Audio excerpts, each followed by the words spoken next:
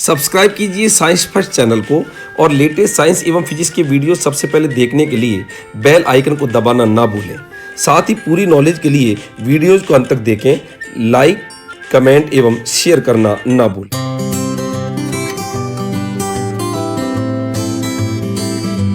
नमस्कार दोस्तों, स्वागत है आपका साइंस फर्स्ट चैनल के अंदर। दोस्तों, जब भी आप परेशान हो तो दर्पण या आईने के सामने खड़ा हो जाना चाहिए। और जब आप आईने या दर्पण के सामने खड़े होंगे तो उसमें एक व्यक्ति नजर आएगा और यही व्यक्ति आपकी समस्याओं को, आपकी परेशानियों को सबसे ज्यादा हल करने के अंदर सक्षम होगा। दोस्तों, दुनिया के अंदर समस्याओं को हल करने के अंदर सिर्फ नजरिए का अंतर होता है।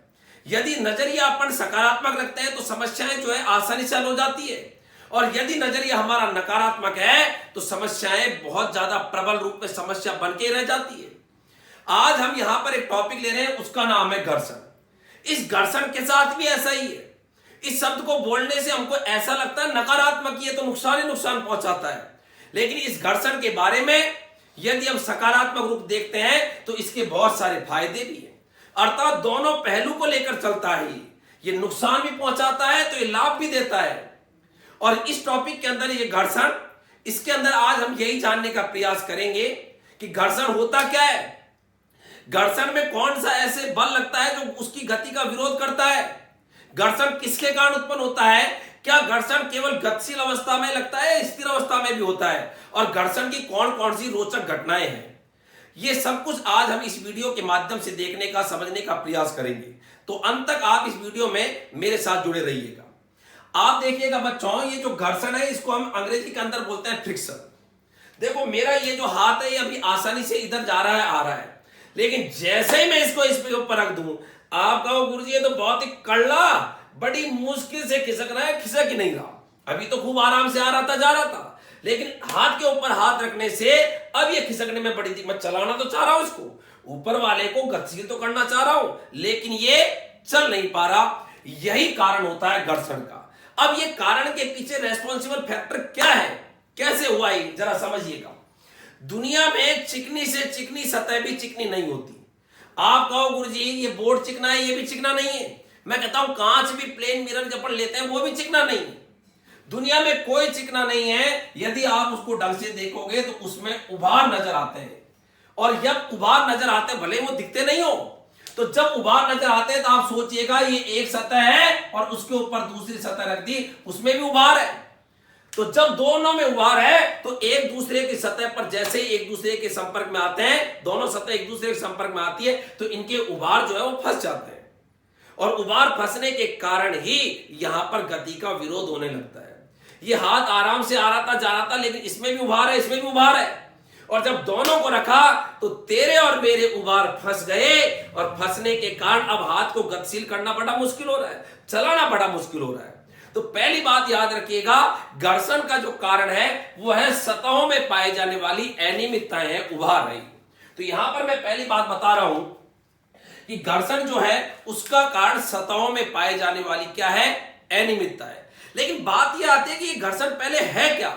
ये तो चलो समझ में आ गई, घर्षण के कारण सतहों में अनियमितता होती है, उभार होते हैं, जिसके कारण उभार एक दूसरे से ज्वाइंट हो जाते हैं। एक का संग दूसरे का गर्त, एक का संग दूसरे का गर्त, तेरा ऊंचा वाला मेरा नीचे वाला, ऐसे यदि इस प्रकार से एक दूसरे से ज्वाइंट हो जाते हैं तो घर्षण उत्पन्न तो हो जाता है। लेकिन बात यहां पर यह आती है कि इसका मीनिंग क्या है फिर। और मीनिंग यहां पर सीधा सही है कि हाथ आराम से आ रहा था, जा रहा था, लेकिन जैसे रख दिया और यहां पर उभार एक दूसरे से ज्वाइंट हो गए, उसके कारण एक दूसरे की गति का विरोध हो रहा है। ऊपर वाला हाथ तो नीचे वाले से कह रहा है कि तू मत खिसक, और नीचे वाला ऊपर वाले से कह रहा है तू मत खिसक। हम जैसे हैं बस वैसे ही फंसे पड़े रहे, हम खिसके नहीं। अर्थात जो घर्षण है ये आपेक्षिक गति का विरोध करता है। आपेक्षिक का मतलब एक दूसरे की गति का विरोध करता है, दोनों हाथ एक दूसरे की गति का विरोध करता है। तो यहां पर पहली बात मैं यहां पर लिख रहा हूं, घर्षण जो है ये आपेक्षिक गति का विरोध करता है। कि जब दो सतह एक दूसरे के संपर्क में आती है, तो दो बातें जो मैंने समझाई इसको मैं यहां पर लिख भी रहा हूं कि जब दो सतह एक दूसरे के संपर्क, कांटेक्ट, एक दूसरे के संपर्क में आती है तो आपेक्षिक गति, आपेक्षिक का मतलब एक दूसरे की गति, तो आपेक्षिक गति का विरोध करने वाला, आपेक्षिक गति का विरोध करने वाला गुण, विरोध करने वाला जो गुण होता है, कौमा घर्षण कहलाता है, घर्षण कहलाता है। और घर्षण में जो बल लगता है, जो गति का विरोध करता है, उसे बोलते हैं घर्षण बल। घर्षण की घटना में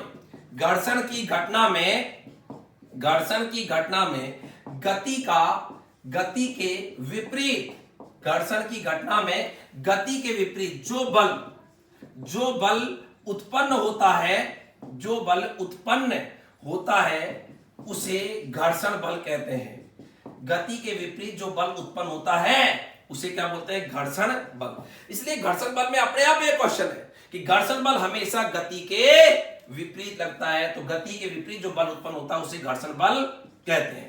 अगली बात मैंने अभी आपको बताई थी, घर्षण का कारण क्या है? घर्षण का कारण है सतहों में पाई जाने वाली अनियमितता। कि दुनिया में कोई भी सतह चिकनी नहीं है, इस प्रकार से अनियमितता है, और ऊपर वाली में भी अनियमितता है। दोनों वस्तुओं को रखोगे, तेरी सतह में भी अनियमितता, मेरी सतह में भी अनियमितता।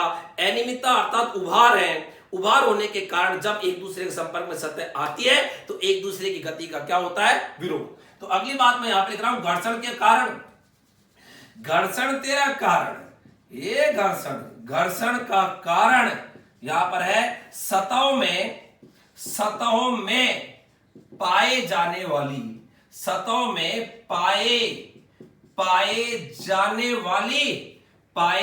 वाली अनियमितता होती है। अनियमितता इर्रेगुलरिटी होती है सतहों में पाए जाने वाली, उसके कारण घर्षण उत्पन्न होता है। तो घर्षण का कारण है। अब यहां पर बात यह आती है गुरुजी, ये जो घर्षण बल है, ये घर्षण बल तो अगली बात यहां पर जो आ रही है वो है घर्षण बल पृष्ठ के समांतर। घर्षण बल पृष्ठ के समांतर तथा निर्देशित सापेक्ष गति की दिशा के विपरीत कार्य करता है। घर्षण बल पृष्ठ के समांतर तथा निर्देशित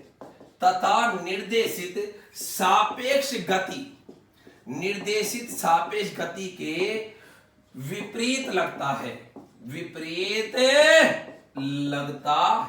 तो ये भी आपको बात याद रखनी है कि घर्षण बल जो है ये पृष्ठ के समांतर तथा निर्देशित सापेक्ष गति के दिशा के विपरीत लगता है। तो ये भी क्वेश्चन आता है, घर्षण बल कैसे लगता है? पृष्ठ के समांतर तथा निर्देशित सापेक्ष गति के विपरीत दिशा में कार्य करता है। निर्देशित सापेक्ष गति के विपरीत दिशा में लगता है, विपरीत, और स्पष्ट लिख लो, विपरीत दिशा में लगता है। तो निर्देशित सापेक्ष गति के विपरीत दिशा में, सापेक्ष गति की दिशा के विपरीत लगता है, सापेक्ष गति के विपरीत दिशा में लगता है, बात एक ही है। और पृष्ठ के क्या लगता है? ये समांतर। अब यहां पर बात ये आती है गुरुजी, ये जो घर्षण बल है, ये घर्षण बल क्या गतिशील अवस्था में होता है, स्थिर अवस्था में ही होता है? अब बहुत सारे बच्चे इसका आंसर क्या देंगे कि गुरुजी जब थोड़ी सी रगड़ होती है ना, ऐसे यो रगड़ है, तभी लगता है घर्षण। आप ये बताओ, ये हाथ इस पर रखा है, अब घर्षण है क्या? तो कई कहेंगे नहीं। कईयों के दिमाग में क्या है, घर्षण तभी होता है जब यो ये रगड़, जब कोई खिसकता है ना तभी घर्षण होता है, बिना खिसके तो घर्षण होता ही नहीं है। गलत। घर्षण स्थिर अवस्था में भी होता है और घर्षण गतिशील अवस्था में भी होता है। आप कहोगे गुरुजी स्थिर अवस्था में घर्षण कैसे है? मैं यहां पर इस हाथ को रख रहा हूं, अब घर्षण कैसे? तो जरा समझिएगा, स्थिर अवस्था में घर्षण कैसे होता है, क्या उसका नाम है। तो यहां पर मैं इसको राइट ऑफ कर रहा हूं, मिटा रहा हूं, क्योंकि थोड़ी सी अपन को डायग्राम बनाने में जगह भी चाहिए। तो यहां पर देखिएगा, मार्कर पेन ऐसे देखो, यहां पर ये कोई टेबल है और टेबल पर मैंने कोई वस्तु रख रखी है। ये क्या है? कोई वस्तु है, और इधर से मैं बल लगा रहा हूं। जो भी अपन बल लगाते हैं उसे अपन बोलते हैं आरोपित बल। आरोपित बल का मतलब अपन किसी चीज को खींच रहे हैं। यहां पर जैसे सपोज करो ये पेन है, मैं इधर ही हो जाता हूं, और ये पेन, ये टेबल है, कोई टेबल है, ये टेबल पर ये कोई वस्तु मतलब पेन है, और इसको मैं ऐसे खींच रहा हूं। तो जितने बल से मैं खींचना चाहता हूं वो है आरोपित बल। अब देखो क्या होता है, सबसे पहले मैंने इसको थोड़ा सा बल लगाया इस पेन पर, इधर खींचना चाहता हूं लेकिन ये पेन नहीं खींच रहा।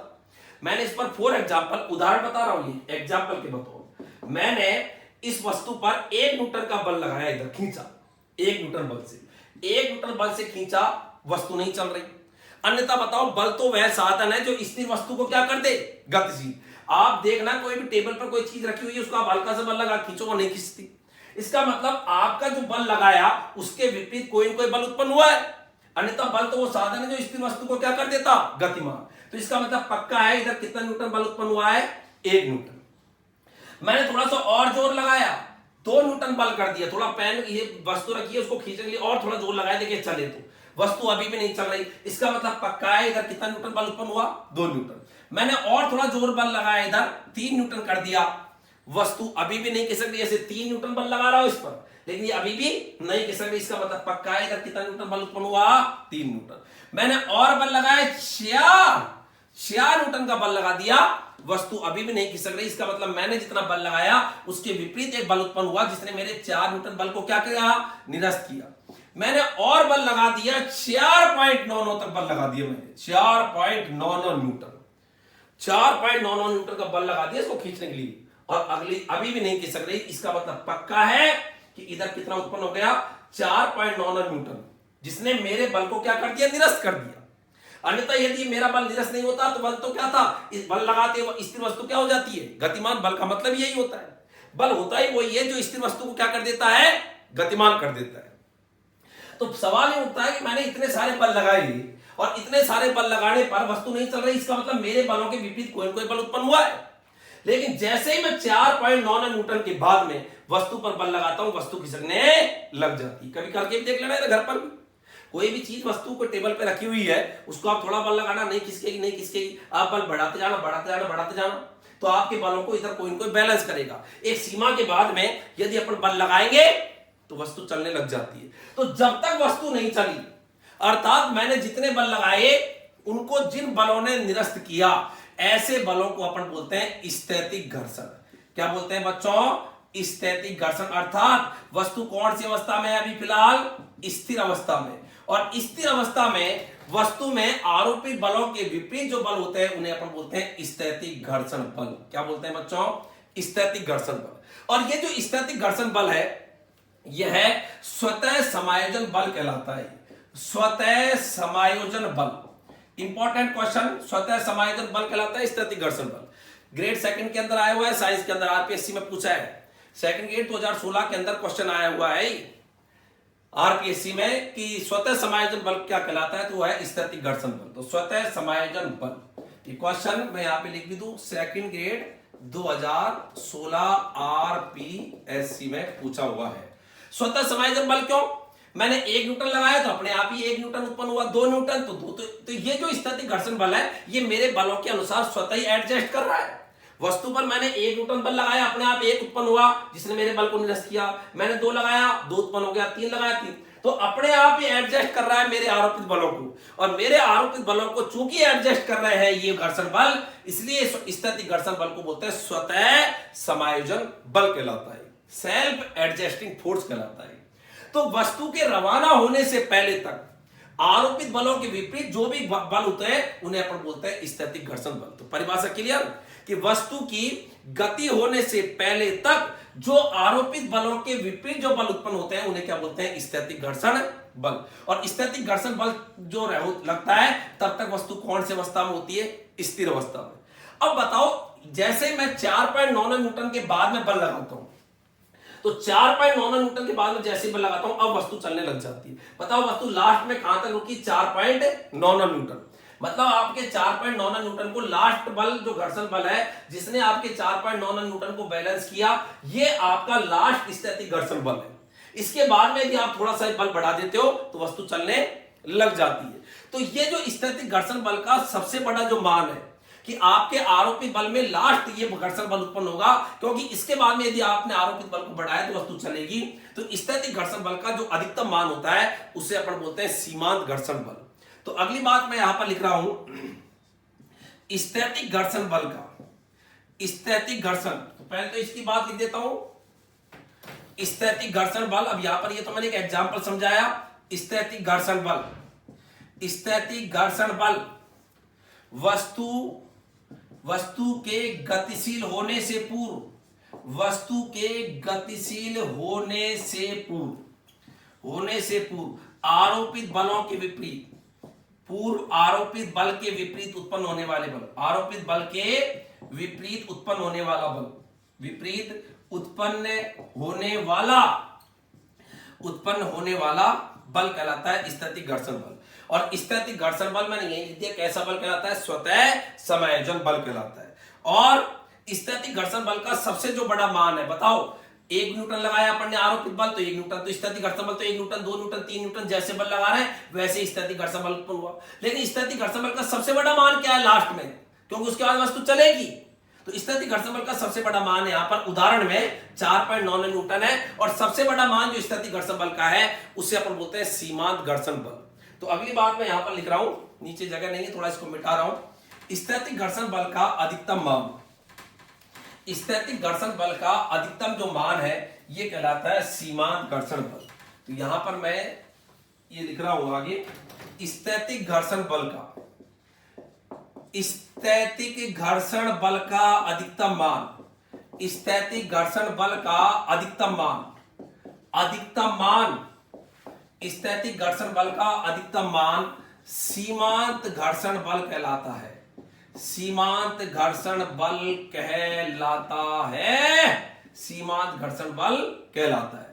और स्थैतिक घर्षण बल का अधिकतम मान सीमांत घर्षण बल कहलाता है। सीमांत घर्षण बल को एफएस, स्थैतिक घर्षण बल को स्टैटिक फ्रिक्शनल फोर्स एफएस, और ये अधिकतम होता है इसलिए एफएस मैक्सिमम से दर्शाते हैं। तो स्थैतिक घर्षण बल को किससे दर्शाते हैं अपन? एफएस मैक्सिमम से। तो स्थैतिक घर्षण बल का अधिकतम मान क्या कहलाता है? सीमांत घर्षण बल कहलाता है। अब बात यहां पर यह आती है कि ये जो सीमांत घर्षण बल है ये किस पर निर्भर, इसका फॉर्मूला क्या है? तो जरा देखिएगा, यहां पर मैं आपको बता रहा हूं। यहां पर देखिए, ये कोई वस्तु है, मतलब कोई टेबल है और टेबल पर कोई ये वस्तु रखी हुई है। ये कोई भी सतह है, टेबल हो सकती है, कोई सतह हो सकती है, उस पर ये कोई वस्तु है। मैंने इधर जो बल लगाया है ये मेरा आरोपित बल है, आरोपित बल, मतलब मैं खींचना चाहता हूं वस्तु को, तो इधर बल लगा रहा हूं, यूं खींच रहा हूं। लेकिन मेरे बलों के विपरीत आपको पता है, शुरुआत में मैं धीरे धीरे बल बढ़ाऊंगा, वस्तु में इधर घर्षण बल उत्पन्न होगा, लास्ट में एक बल ऐसा होगा जैसे इससे पहले वाले उदाहरण कि 4.9 न्यूटन से ज्यादा बल लगाऊंगा, वस्तु चलने लग जाती है। तो लास्ट तक जो बल उत्पन्न होता है 4.9 न्यूटन, वो कहलाता है एफएस मैक्सिमम सीमांत घर्षण बल। क्योंकि मैंने कहा था कि आरोपित बलों के विपरीत 1 न्यूटन, 2 न्यूटन, 3 न्यूटन, 4 न्यूटन ऐसे उत्पन्न होंगे, वो सब कहलाते हैं स्थैतिक घर्षण बल। और उसका सबसे बड़ा मान क्या आया था? 4.9 न्यूटन, वो कहलाता है सीमांत घर्षण बल एफएस मैक्सिमम। अच्छा, भार हमेशा नीचे की ओर होता है, भार को वेट बोलते हैं, W बराबर mg, m वस्तु का द्रव्यमान, g गुरुत्वीय त्वरण और W क्या वस्तु का भार। और क्रिया की क्या होती है? प्रतिक्रिया। भार एक बल है तो क्रिया बल का प्रतिक्रिया बल, और प्रतिक्रिया बल को अपन बोलते हैं रिएक्शन फोर्स, प्रतिक्रिया बल या रिप्लाई फोर्स बोल दीजिएगा। अच्छा, अब यहां पर देखो, ये तो आरोपित बल है m, सीमांत घर्षण बल एफएस मैक्सिमम है, W बराबर mg, m वस्तु का द्रव्यमान है तो भार इसका ये है और प्रतिक्रिया बल ये है। तो ये जो सीमांत घर्षण बल है एफएस मैक्सिमम, सीमांत घर्षण बल जो है ये प्रतिक्रिया बल के समानुपाती होता है, सीमांत घर्षण बल प्रतिक्रिया बल के समानुपाती होता है। और जब इसको अपन खोलते हैं तो ये होता है एफएस बराबर म्यू एस आर, ये इसका फॉर्मूला है। आप इसको सीधा भी थोड़ा लंबा कर रहा हूं, बराबर म्यू एस। अब देखो, आर बराबर होता है एमजी, क्योंकि प्रतिक्रिया बल उतना ही होगा जितना बार होगा, क्रिया की प्रतिक्रिया, तो आर बराबर एमजी लिख दो तो ये हो जाएगा एमजी। तो ये आपके यहां पर एक इंपॉर्टेंट फॉर्मूला आ गया घर्षण बल का। सीमांत घर्षण बल एफएस मैक्सिमम बराबर होता है म्यू एस आर, और आर बराबर क्या होता है? एमजी। अब बात आती है गुरुजी यहां पर म्यू एस क्या है? म्यू एस को बोलते हैं स्थैतिक घर्षण गुणांक, म्यू एस का नाम है यहां पर स्थैतिक घर्षण गुणांक। तो म्यू एस का नाम है स्थैतिक घर्षण गुणांक कहलाता है, कौन? Mu S. और आर का पता ही है, आर को मैं बोल रहा हूं प्रतिक्रिया बल, आर का मतलब क्या है? रिएक्शन फोर्स, प्रतिक्रिया बल आर। और प्रतिक्रिया बल हमेशा भार के बराबर होगा, तो आर की जगह मैंने क्या कर दिया? mg। तो ये आपके सीमांत घर्षण बल का सूत्र आ गया, एफएस मैक्सिमम बराबर म्यू एस आर, और आर बराबर क्या कर दिया? mg कर दिया। तो घर्षण के अंदर कोई सूत्र नहीं है ज्यादा लंबे चौड़े घर्षण बल। तो सीमांत घर्षण बल का मेरे हिसाब से आपको फॉर्मूला पता हो गया कि घर्षण बल का सूत्र क्या होता है। अच्छा, अब यहां पर ये है, ये जो घर्षण गुणांक है म्यू एस, ये सतहों की प्रकृति पर निर्भर करता है। तो घर्षण गुणांक म्यू एस, अगली बात मैं यहां पर लिख रहा हूं, घर्षण गुणांक म्यू एस, घर्षण गुणांक घर्षण गुणांक म्यू एस, कॉमा सतहों की प्रकृति पर निर्भर करता है, सतहों की प्रकृति पर निर्भर करता है। और म्यू एस का मतलब क्या होता है? स्थैतिक घर्षण गुणांक। तो ये आपको ध्यान रखें, स्थैतिक घर्षण गुणांक सतहों की प्रकृति की, सतह कैसी है, खुरदरी है कि चिकनी है कि गीली है कि सूखी है, कैसी है, उसके हिसाब से निर्भर करता है। अब स्थैतिक घर्षण गुणांक का मात्रक क्या होगा? तो म्यू एस का मात्रक।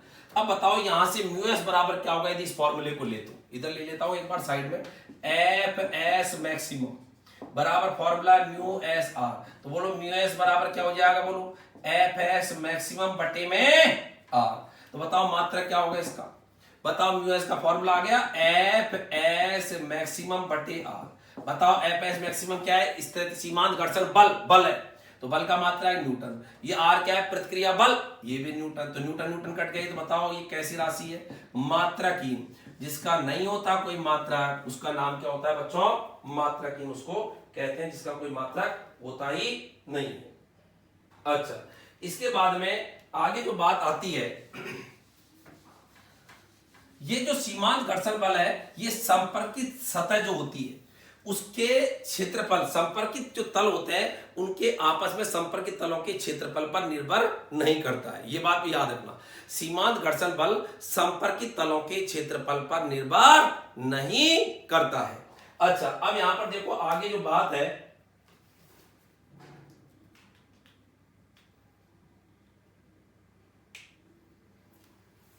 ये जो घर्षण है, तो घर्षण मैंने अभी आपको बताया था कि स्थिर अवस्था में भी होता है। स्थिर अवस्था में बताओ घर्षण का नाम क्या बोला था अपन ने? स्थैतिक घर्षण बल। और गतिशील अवस्था में जो घर्षण होता है वो उसका नाम क्या होता है? तो यहां पर मैं अब आपको घर्षण के प्रकार ऐसे समझा रहा हूं। घर्षण के प्रकार अभी अपन ने समझा था कि जब वस्तु गतिशील होती है उससे पहले, गतिशील होने से पहले, गतिशील होने से पूर्व तक जो भी बल लगेंगे उन्हें बोलते हैं स्थैतिक घर्षण बल। और बताओ स्थैतिक घर्षण बल का अधिकतम मान, मैक्सिमम मान बताओ क्या बताया था मैंने अभी? आप कहोगे गुरुजी सीमांत घर्षण बल। और बताइए सीमांत घर्षण बल का सूत्र क्या बताया था मैंने? एफ एस मैक्सिमम बराबर क्या बताया था मैंने? Mu S R. और बताओ खोलेंगे तो म्यू एस एम जी। यही पढ़ा था अपन ने अभी तक, पूरा बता दिया मैंने।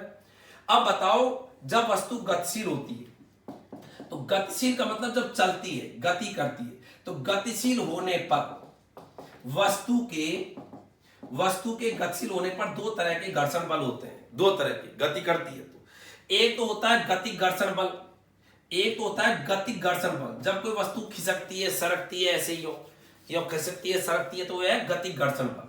और एक होता है लोटनी घर्षण बल। दूसरे प्रकार का जो घर्षण होता है उसे क्या बोलते हैं? लोटनी घर्षण बल। याद रखना गति भी दो तरह की होती है।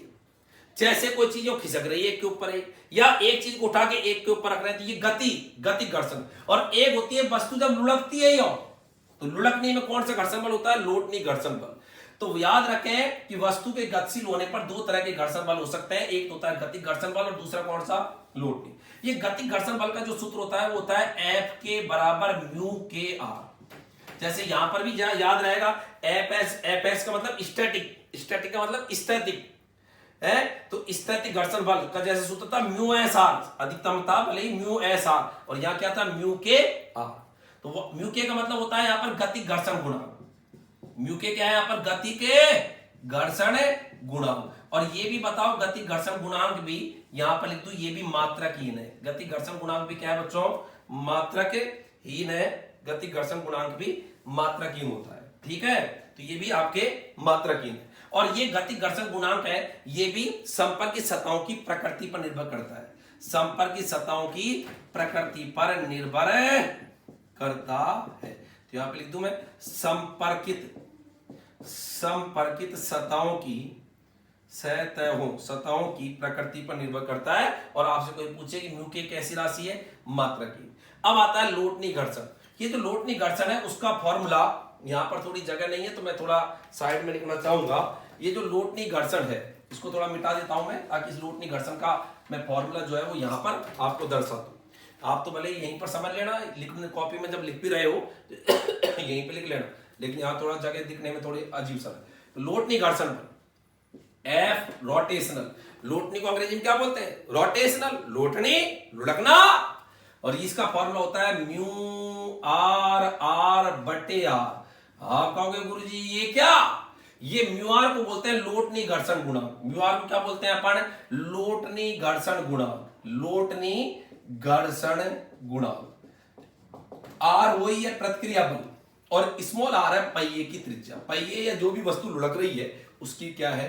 त्रिज्या है। तो इनके फॉर्मूले में केवल मात्र फर्क क्या है? इसमें तो वही आया म्यू एस आर, इसका आया म्यू के आर और इसमें आ गया म्यू आर आर। तो देखो यहां पर म्यू एस, यहां पर म्यू के और यहां पर म्यू आर। और इसको बोलते हैं स्थैतिक घर्षण गुणांक, इसको बोला था गतिक घर्षण गुणांक और म्यू आर को क्या बोलते हैं? लोटनी घर्षण गुण। और आर क्या है? पहिए की त्रिज्या है। आर है पहिए की त्रिज्या। अब बताओ लोटनी घर्षण गुणांक का मात्रक क्या होगा? तो यहां पर मैं आपको बताऊं लोटनी घर्षण गुणांक का मात्रक क्या है। तो इसको मैं राइट ऑफ कर रहा हूं थोड़ा सा। लोटनी घर्षण गुणांक का मात्रक क्या है? तो आप देखो यहां पर इसका मात्रक निकाले। लोटनी घर्षण गुणांक का मात्रक, लोटनी घर्षण गुणांक बताओ यहां से म्यू आर बराबर क्या होगा? तो म्यू आर बराबर बच गुणा करो एफ आर गुणा आर बटे आर। ये बल है, क्यों नाम है लोटनी घर्षण बल। तो बल ये प्रतिक्रिया बल, तो बल का मात्रक न्यूटन, इसका मात्रक भी न्यूटन, तो कट गए।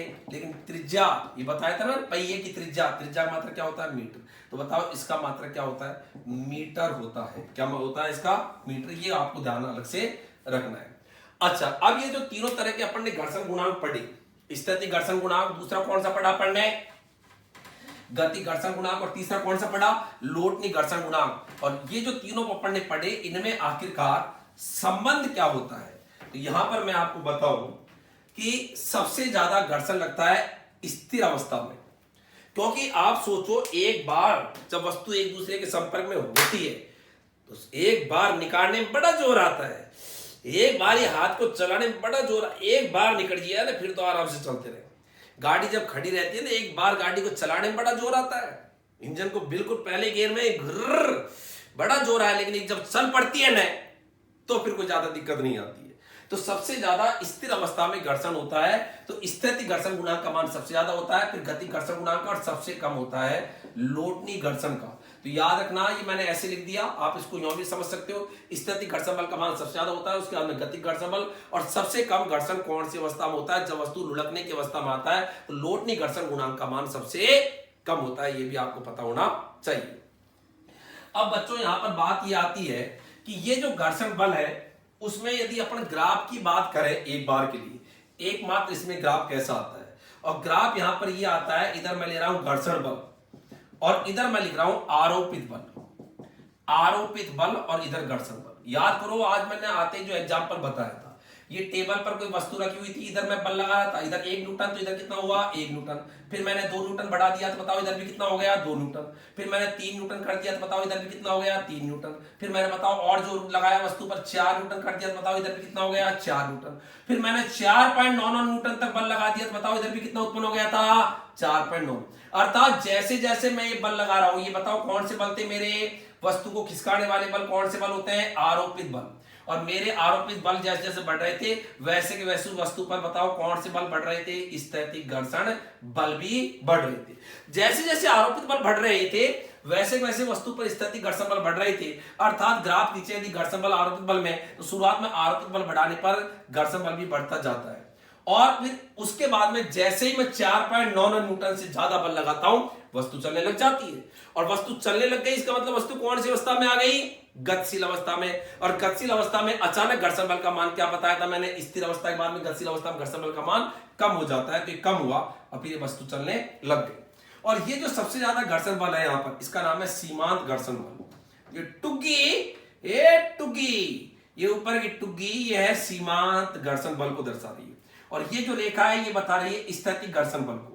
तो यहां पर मैं लिख रहा हूं स्थैतिक घर्षण बल, और उसके बाद में जब वस्तु चल रही है तो ये है गतिशील, गतिशील है तो यहां पर बोल रहा हूं मैं गतिक घर्षण बल, ये है गतिक घर्षण बल।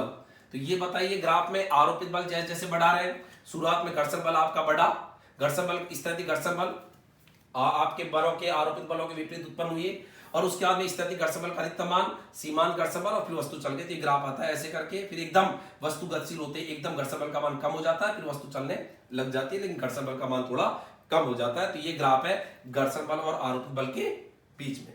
आप भी देखें ग्राफ को यो गए, फिर एकदम कम हो जाता है गतिशील अवस्था में, और फिर तो इस प्रकार का ग्राफ आता है घर्षण बल और आरोपित बल के बीच में। यही मैंने यहाँ पर बढ़ाया। अच्छा, अब यहाँ पर बात ये आती है कि गुरुजी ये घर्षण बल होता क्या है, घर्षण बल के हमने प्रकार भी देख लिए। अच्छा, सबसे कम जो घर्षण होता है वो लोटनी अवस्था में होता है, और पहिया जो होता है, पहिया लोटनी घर्षण सबसे कम। लोटनी घर्षण मिनिमम होने के कारण, मिनिमम MIN का मतलब मिनिमम होने के कारण पहिए जो है उसके आविष्कार की सोच बनी। आप देखो पहिया कितना सा हिस्सा टच कर रहा है, तो बहुत कम हिस्सा टच कर रहा है ना। तो लोटनी घर्षण जो होता है उसका मान मिनिमम होता है, और इसी ने पहिया जो है वो इसीलिए लोटनी लुढ़कने वाली स्थिति का बनाया गया। पहिया लुढ़कता है, घर्षण बल का मान सबसे कम होता है। तो ये भी आपको पता होना चाहिए। अच्छा, घर्षण ऐसे नहीं है कि घर्षण केवल ठोसों में लगते हैं, ये ठोसों में लगते हैं। घर्षण जो है तरलों में भी लगते हैं। अब तरल में दोनों चीजें आती है, तरल का मतलब द्रव भी होता है और तरल का मतलब गैस भी होती है, और तरलों में जो घर्षण होता है उसे बोलते हैं कर्षण। तो अगली बात मैं यहां पर बता रहा हूं, तरलों में घर्षण को कर्षण है। ये कर्षण, गांव में कईयों का नाम होता है ना कृष्ण, किसी बच्चे का नाम गांव में कृष्ण है, तो उसको अपन कृष्ण नहीं, उसको उच्चारण कैसे करते हैं, वो कर्षण है, ये कर्षण है। जबकि उसका नाम तो कृष्ण होता है, लेकिन उसको उच्चारित इस प्रकार से कर देते हैं, थोड़ा भले वो ये मान लो कि उसको थोड़ा सा प्रेम पूर्वक बोल रहे होंगे, लेकिन वो कृष्ण न बोलकर बोलते हैं वो कर्षण है, रे कर्षण यहाँ आ भाई। तो तरलों में घर्षण को कहते हैं कर्षण। तरलों में घर्षण, तेरा नाम क्या, कर्षण कहलाता है। तो क्वेश्चन आता है कर्षण क्या है, मैं यहां पर और स्पष्ट लिख दूं, ये दिख नहीं रहा तो कर्षण क्या होता है, तरलों में घर्षण को ही क्या बोलते हैं अपन, कर्षण कहते हैं। अच्छा, अब यहां पर बात आती है कि घर्षण जो है इसको कम कैसे किया जाता है। तो घर्षण को कम करने की विधियां, घर्षण जो है, घर्षण को कम करने की विधियां, घर्षण को कम करने की विधियां, ऐसे कौन कौन से मेथड्स हैं, कौन कौन से ऐसे तरीके हैं जिससे हम घर्षण को कम कर सकते हैं, मिनिमाइज कर सकते हैं। खत्म तो नहीं कर सकते पूरी तरह से, लेकिन कम कर सकते हैं। नंबर 1, पहली बात आपको पता है, बताओ घर्षण क्यों उत्पन्न हुआ था। सतहों में अनियमितता होती है, सतह चिकनी नहीं होती है। एक सतह जब दूसरी सतह के संपर्क में आती है तो सतहों के जो उभार है वो ज्वाइंट हो जाते हैं, वही घर्षण को उत्पन्न करता है। और ये सतह में भी उभार है, इसमें भी उभार है, और सतहों में जो उभार है यही घर्षण को कम करता है, वो घर्षण उत्पन्न करता है। तो बताओ घर्षण को कम करने का पहला तरीका यह है कि सतहों में उभारों को दूर किया जाए। घर्षण को कम करने का जो तरीका है, पहला सतहों में उभारों को दूर किया जाए। सतहों में उभारों को दूर किया जाए अर्थात पॉलिश करें। जितनी ज्यादा चिकनी करोगे ना, पॉलिश करें, पॉलिश के द्वारा जितनी ज्यादा सतह चिकनी होगी, पॉलिश होगी, उतना ही सतह जो है उसमें से उभार खत्म होंगे, और उभार खत्म हो जाएंगे तो उभार जुड़ेंगे नहीं, ज्वाइंट होंगे नहीं, और घर्षण क्या हो जाएगा, कम। तो पहला जो है कि आप जितना उसको चिकनी कर सकते हो ना उतनी चिकनी कर दो, और चिकनी जो है उस पर वस्तु आसानी से चलती है, फिसलती है, गति करती है, घर्षण का मान कम होता है।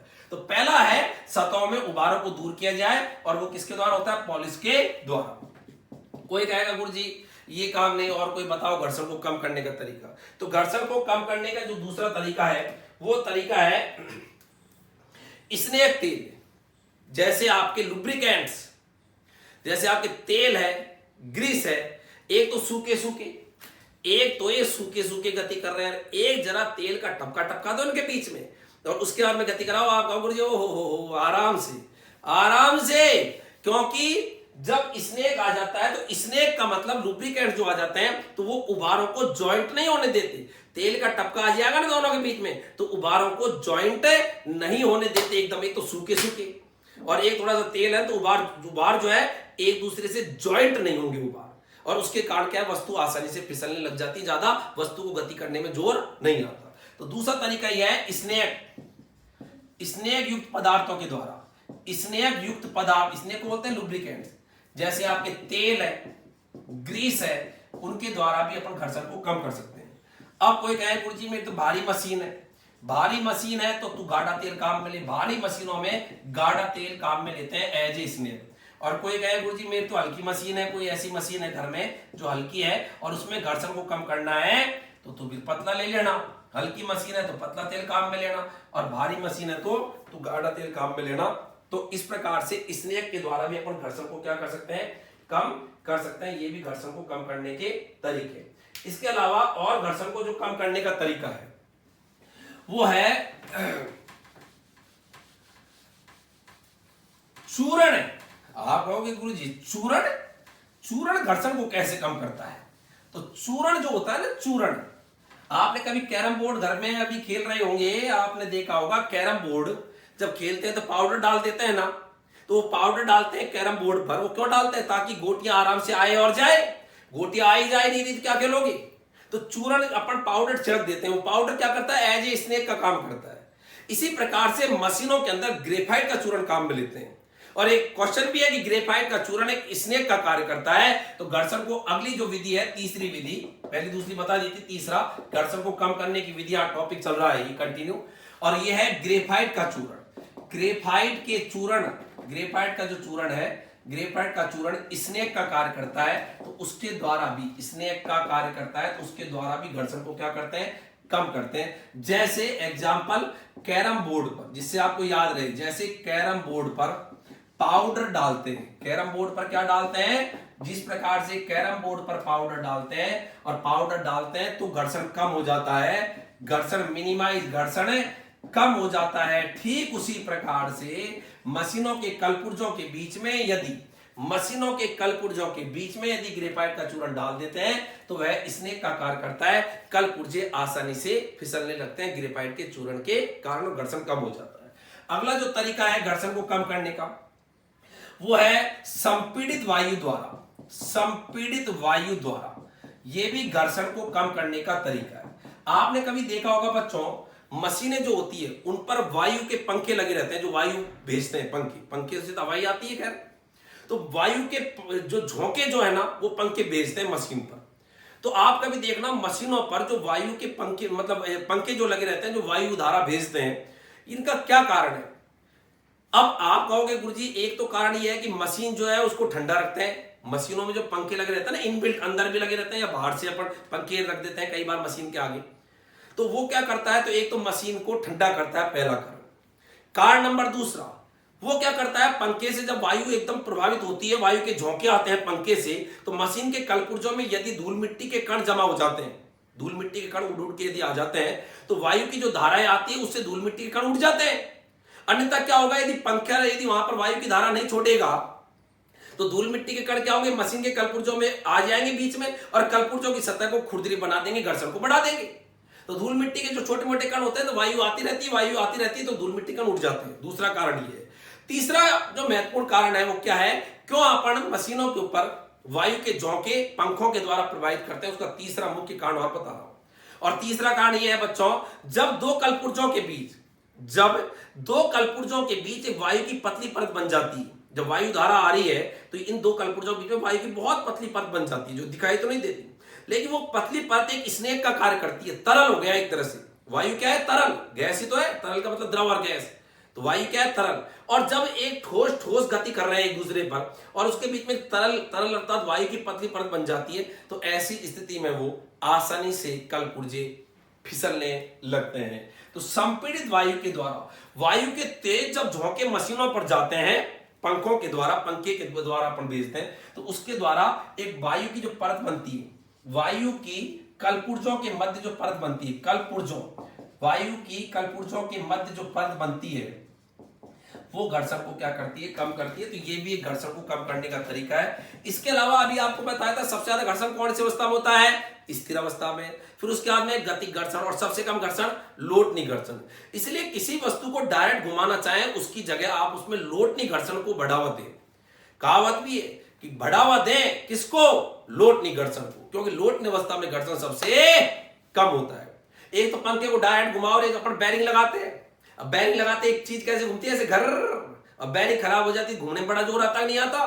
तो घर्षण को कम करने का तरीका बॉल बियरिंग के द्वारा, बॉल बियरिंग के द्वारा भी घर्षण को कम करते हैं। बियरिंग कभी आपने घरों में देखी भी होगी, इस प्रकार से छोटे ये छर्रे लगे रहते हैं जो लोटनी घर्षण को बढ़ावा देते हैं, जिसके कारण घर्षण का मान मिनिमाइज हो जाता है। तो ये आपके यहाँ पर मैंने बताया था घर्षण को कम करने के तरीके क्या होते हैं। अब ये जो घर्षण है उसके बारे में एक बात कही जाती है कि भले ही ये जो घर्षण है ये हमको नुकसान तो पहुंचा रहा है, लेकिन ये आवश्यक है। एक तरह से आप यूं समझ लीजिएगा कि यदि कोई गलत व्यक्ति भी होता है घर के अंदर, तो अभी उसको घर वाले जो है वो महत्व देते हैं, और यदि वो गलत कामों के कारण मर भी जाता है तो अभी घर वाले वहां पर चीख पड़ते हैं कि भले ही कैसा भी था लेकिन कम से कम बना तो रहता, क्योंकि साया उठ गया। इसलिए कहते हैं तुझ में भले ही कितनी भी कुरीति क्यों नहीं थी, लेकिन तू घर के लिए एक आवश्यक था। और उसी प्रकार से घर्षण बहुत सारे नुकसान पहुंचाता है, लेकिन इसके बहुत सारे फायदे भी हैं। और इसीलिए घर्षण के बारे में कहा जाता है कि घर्षण एक आवश्यक दोष है। घर्षण एक कैसा दोष है? आवश्यक दोष। दोष तो है घर्षण, नुकसान तो पहुंचाता है, लेकिन घर्षण हमको आवश्यक भी होता है। तो अगली बात मैं यहां पर बता रहा हूं, घर्षण एक आवश्यक दोष है। सत्य और असत्य कथन में आता है ये बात कि घर्षण एक आवश्यक दोष है, तो आप कहोगे बिल्कुल क्लियर, घर्षण एक आवश्यक दोष है। घर्षण क्या है? एक आवश्यक दोष। घर्षण से बहुत सारे नुकसान होते हैं। अब घर्षण के यदि नुकसान की बात करें तो घर्षण से बहुत सारे नुकसान होते हैं, लेकिन घर्षण के बहुत सारे फायदे भी है। घर्षण के बहुत सारे नुकसान है तो घर्षण के बहुत सारे लाभ भी है, प्रॉफिट भी है, फायदे भी है। और इसलिए घर्षण जो है ये दोष तो है क्योंकि नुकसान है, लेकिन फायदे हैं इसलिए आवश्यक भी। अब बात यहां पर ये आती है गुरुजी, ये घर्षण एक आवश्यक दोष है, तो पहले तो घर्षण के नुकसान जैसा अपन जानते हैं। घर्षण से मशीनों के कलपुर्जे जल्दी से घिसते हैं। घर्षण होगा तो कलपुर्जे जल्दी घिसेंगे। ध्वनि प्रदूषण होता है, मशीनें जल्दी से गर्म होती है, उसमें ऊर्जा उत्पन्न होती है।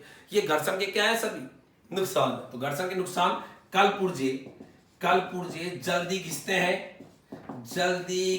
हैं, मशीनें गर्म हो जाती है, हो जाती है, उसमें ऊर्जा की हानि होती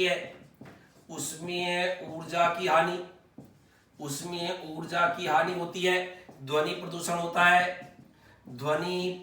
होता है, आवाज करती है। घर्षण से मशीनें ज्यादा आट करती है, खड़खड़, ध्वनि प्रदूषण होता है, आवाज करती है।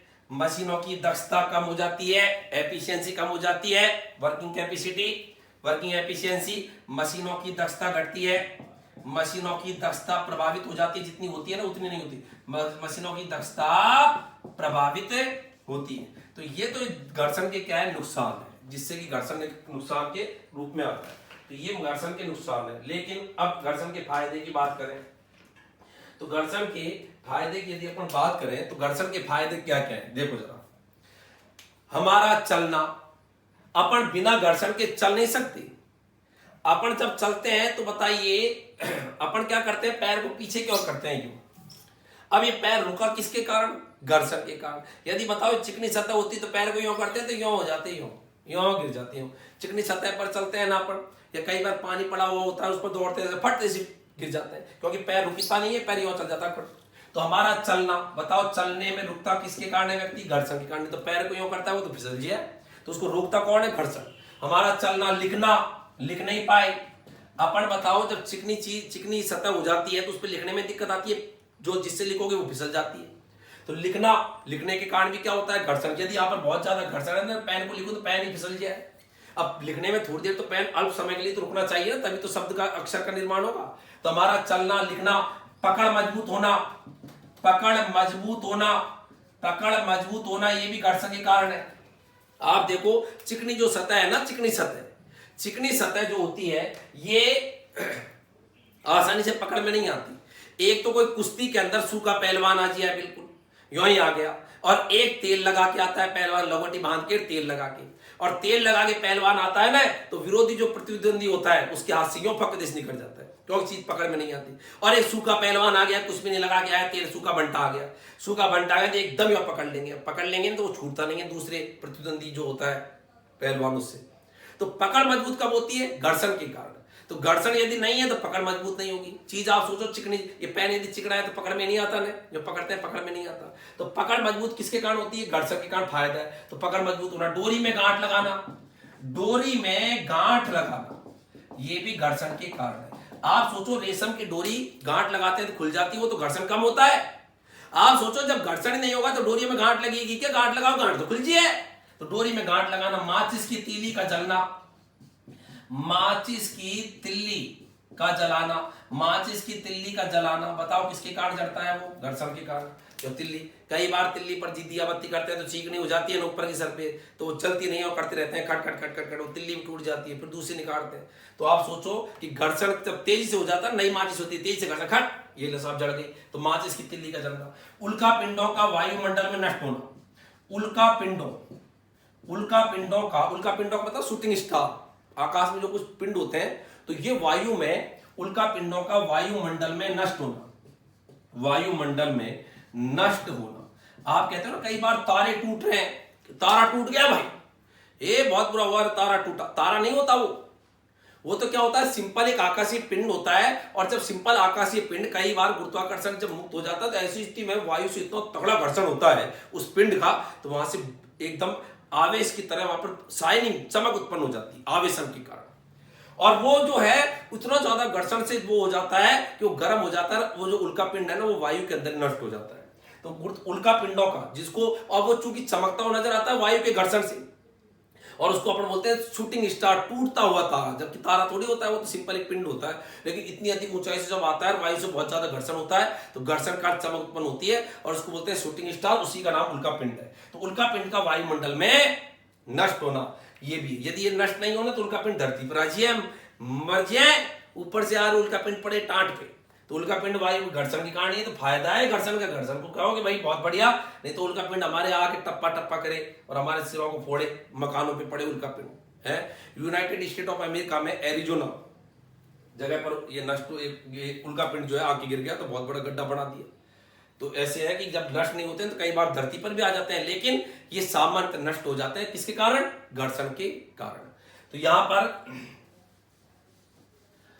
घर्षण का चलना, लिखना, पकड़ मजबूत होना, डोरी में गांठ लगाना, माचिस तीली का जलना, उल्का पिंडों वायुमंडल नष्ट होना, ये सब क्या है? घर्षण के फायदे। आप कहोगे गुरुजी और यदि घर्षण के फायदों की बात करें तो घर्षण के फायदे और मैं बताऊं, ब्रेक लगाने पर वाहन का रुकना। बताओ, ब्रेक लगाने पर वाहन का रुकना, ब्रेक लगाने पर वाहन का रुकना, ब्रेक लगाने पर वाहन का रुकना, बताओ किसके कारण है? घर्षण के कारण।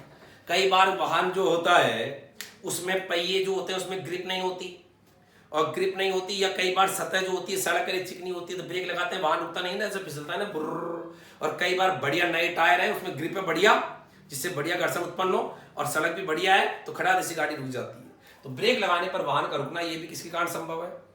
घर्षण के कारण संभव है। ऐसे अपन कील ठोकते हैं ना दीवार में, ठक, अब कील आपने ठोक तो दी दीवार में, लेकिन बताओ ये कील जो है रुकी हुई कैसे है? कई बार तो ठोक देते हैं कील को, यूं करते हैं वो तो यूं आ जाती है बाहर, और कई कील जो ठोक देती थी आती नहीं है, बाहर नहीं आती, ये तो आ रही है बाहर। कई बार कील को ठोक दी अंदर और ठोक दी तो यूं यूं करते हैं तो आती नहीं है बाहर, और कई कील को ठोक भी दी दीवार में तो यूं यूं करो यूं यूं आ जाएगी बाहर। तो क्यों आ जाती है? तो वो जो कील जिसको ठोक दी, जो बाहर नहीं आ रही, उसको दीवार ने पकड़ ली, तो पकड़ ली किसने? वो कील और दीवार के बीच में लग गया घर्षण, और घर्षण ने उसको पकड़ ली। अब आप उसको खींचते हो तो खींचते नहीं हो। तो दीवार में कील का रुकना, यूं बोलो, दीवार में कील का रुकना, दीवार में कील का रुकना, ये भी घर्षण के कारण है। ऐसे आपने देखा होगा घर्षण की और मैं बात बताऊं कि घर्षण के कारण पट्टे चैन द्वारा मोटर से,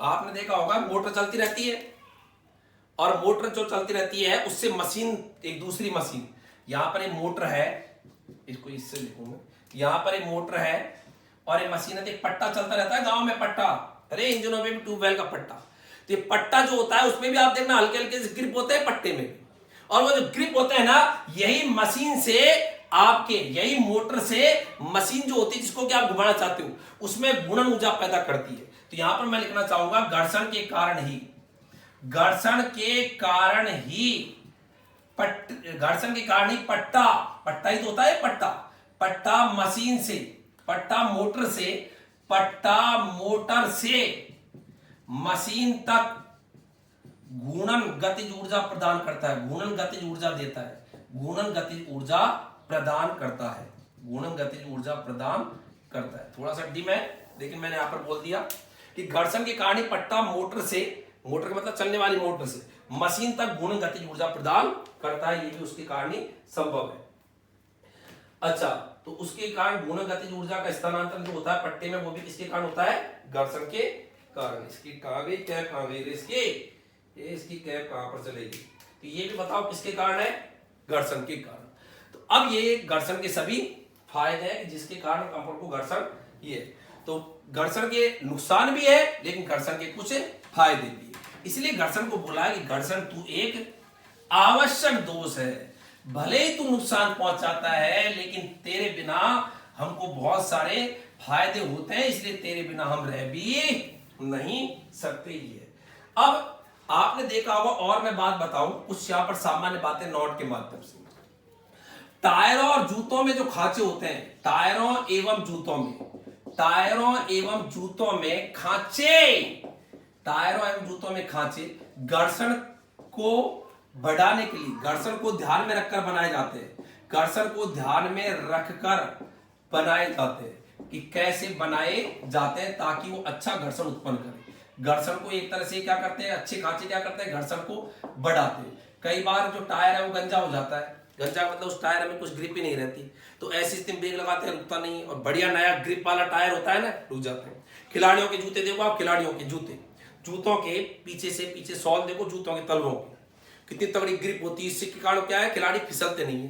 तो यहाँ पर मैं लिखा टायरों और जूतों में खांचे घर्षण को ध्यान में रखकर बनाए जाते हैं, घर्षण को बढ़ा देते हैं। महिला सुपरवाइजर के अंदर भी ये क्वेश्चन पूछा हुआ था। अच्छा, अब बात यहां पर ये आती है कि अपन बालू मिट्टी और बर्फ पर चलना मुश्किल भरा होता है, तो बालू मिट्टी और बर्फ पर चलना मुश्किल भरा होता है क्योंकि बर्फ पर फिसलते हैं, तो वो होता है कम घर्षण के कारण। ऐसे बालू मिट्टी में दौड़ते हो ना, फिसलते हो आप, तो बालू मिट्टी और बर्फ पर चलना मुश्किल भरा होता है कम घर्षण के कारण। तो अगली बात लिख रहा हूं मैं, बालू मिट्टी, बालू मिट्टी एवं बर्फ पर चलना, बर्फ पर चलना मुश्किल भरा होता है, बर्फ पर चलना मुश्किल भरा होता है, मुश्किल भरा होता है, और उसका कारण क्या है कि घर्षण का मान वहां पर कम हो जाता है। तो ये भी घर्षण का एक दिक्कत आती है कि वहां पर घर्षण नहीं होता, इसलिए बर्फ पर चलते ऊपर फिसल जाते हैं। तो बालू मिट्टी में भी घर्षण कम होता है, तो बालू मिट्टी और बर्फ पर चलना मुश्किल भरा होता है कम घर्षण के कारण।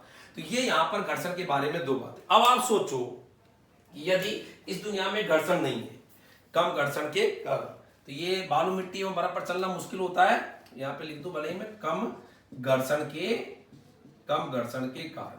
अच्छा, अब देखो बच्चों, यहां पर बात ये आती है कि यदि इस दुनिया में घर्षण नहीं है, अब आप सोचो यदि घर्षण नहीं है इस दुनिया में, मान लिया कि सड़कों पर सतहों पर कोई घर्षण नहीं, घर्षण ही नहीं होता, घर्षण है ही नहीं, तो बताओ कोई वाहन चलेगा क्या? और एक बार वाहन चल गया तो कभी रुकेगा नहीं, क्योंकि वाहन रुकेगा ही नहीं। अभी तो अपन किसी भी चीज को जो भेजते हैं आगे तो थोड़ी देर में रुक जाती है, गेंद कोई लुढ़काई वो रुक गई, क्यों रुक गई? क्यों? घर्षण क्या है, उसकी ऊर्जा की हानि करता है, गतिज ऊर्जा की। लेकिन यदि घर्षण नहीं है तो एक बार यदि कोई चीज रवाना हो गई ना तो वो चलती रहेगी, कभी रुकने वाली नहीं है। तो यदि कोई वाहन एक बार चल पड़ा तो रुकेगा नहीं। तो बताओ ऐसी स्थिति के अपन चल नहीं सकते यदि माना कि ये घर्षणहीन सतह है। मैं आपको ये समझाना चाह रहा हूं, यदि घर्षणहीन सतह है, माना कि यहां पर घर्षण नहीं है और दुनिया में घर्षण माना खत्म हो गया एक बार के लिए, तो अब एक जगह से दूसरी जगह तक अपन कैसे जाएंगे? अब एक जगह से दूसरी जगह तक जाने के तरीके क्या? अपन तो चल नहीं सकते, वो चलेंगे तो वहीं गिर जाएंगे, क्योंकि अपन को चलने से रुकता कौन है? अपनी गति को, पैर को रोकता कौन है? घर्षण। अब घर्षण नहीं है तो अपन तो वहीं गिर जाएंगे, पटपट करते रहेंगे। ऐसे कोई वाहन चल गया तो बाई दो चल गया तो रुकेगा नहीं, क्यों? घर्षण के कारण। अब ब्रेक भी लगाएगा तो रुकेगा ही नहीं, क्यों? घर्षण ही नहीं है। तो बताओ एक जगह से दूसरी जगह तक कैसे जाएंगे? आपको एक जगह से दूसरी जगह तक जाने का क्या तरीका है? तो क्या तरीका है, जैसे आपका फॉर एग्जाम्पल एक घर है, फॉर एग्जाम्पल ये घर है और आपको ये स्कूल जाना है कहीं पर, तो आपको क्या करना है? छाती टेक के उस सड़क पर पड़ जाना है, जो घर्षण सतह है ना उस पर ऐसे छाती टेक के पड़ जाना, और घर की तरफ अपना मुंह कर लेना, जैसे घर है उसकी तरफ मुंह कर लेना, और अपने टांग कर लेना स्कूल की तरफ, और उसके बाद में अपने बैग या नोट्स जो है वो अपनी पीठ पर बांध लेना। भाई वो भी तो लेके जाओगे, कैसे चल जाओगे? पढ़ने के लिए कुछ तो लेके जाओगे। तो घर तो ये रहा, स्कूल इधर तरफ है, ये सतह है, जो पड़ गए और अपन ने क्या किया, घर वालों की तरफ जोर से एक फूंक मारी, घर की तरफ जो फूंक मारी, तो फूंक मारते हुई क्रिया, और क्रिया की क्या होगी बोलो, प्रतिक्रिया। और प्रतिक्रिया होते सीधे आप रवाना हो जाओगे। फिर यहां स्कूल में भी कोई बैरियर लगाने पड़ेंगे, नहीं तो ये आगे निकल जाओ, स्कूल से भी आगे निकल जाओ। तो इतनी तगड़ी क्रिया की क्या होगी, प्रतिक्रिया, कि उस क्रिया की प्रतिक्रिया से आप सीधा सर वहां से रवाना हो जाओ। तो यदि किसी व्यक्ति को घर्षण सतह से बाहर आना है तो केवल मुंह से क्या मारनी पड़ती है, फूंक। और अभी अपन देखो ऐसे फूंक मारते हैं, कोई झटका लगता है क्या, तो ऐसे फूंक मारते झटका लगा क्या, ऐसे नहीं लगता ना, क्योंकि इतना ज्यादा घर्षण है, इतना घर्षण है कि अपन को इस फूंक का आभास नहीं हो रहा, फूंक के कारण कोई प्रतिक्रिया बल इतना अपन को आभासित नहीं हो रहा। लेकिन यहां पर बताओ, यदि एक व्यक्ति को यदि घर्षण सतह है तो यहां से यहां पर आने के लिए केवल फूंक मारी, तो फूंक की क्रिया, क्रिया की क्या होगी, प्रतिक्रिया। तो जैसे फूंक मारी क्रिया और क्रिया की प्रतिक्रिया, सीधा सर रवाना हो जाएगा। अब एक बच्चे ने पूछा कि गुरुजी फूंक यदि मुंह की जगह यदि और कहीं से निकल जाए, तो बच्चा है पूछ ले, फूंक जो है वो मुंह की जगह से और कहीं से निकल जाए, दो ही जगह से निकलती है फूंक, तो दूसरी जगह से निकल जाएगी तो उल्टा काम हो जाएगा। फूंक यदि दूसरी जगह से निकल जाएगी तो उल्टा हो जाएगा, क्यों, क्रिया की प्रतिक्रिया, फिर वापस घर में घुस जाओगे। इसलिए याद रखें हमेशा मुंह से निकालनी फूंक, तो मुंह से क्रिया की प्रतिक्रिया, और यदि उल्टी दिशा से फूंक निकल जाए तो क्रिया होगी और उसकी सीधी प्रतिक्रिया, उल्टा घर में घुस जाओगे स्कूल जाने की जगह। तो ये तो एक बच्चे का दिमाग में था, तो मैंने बता दिया। तो यदि किसी व्यक्ति को यहां पर लिखना चाह रहा हूं, यदि किसी व्यक्ति